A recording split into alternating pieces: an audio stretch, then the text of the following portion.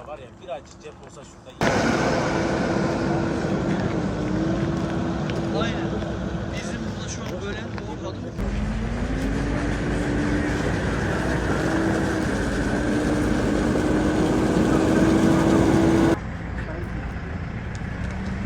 Şunlar içine dolmuş.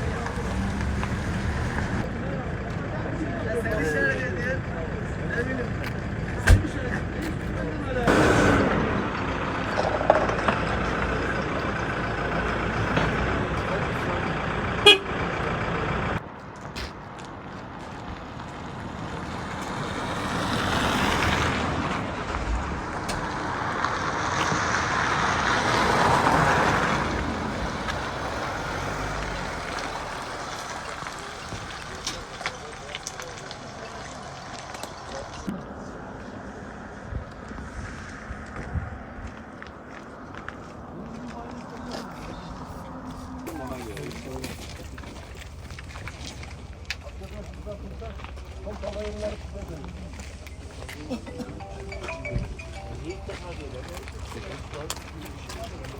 Azal sonrasına geldi yani.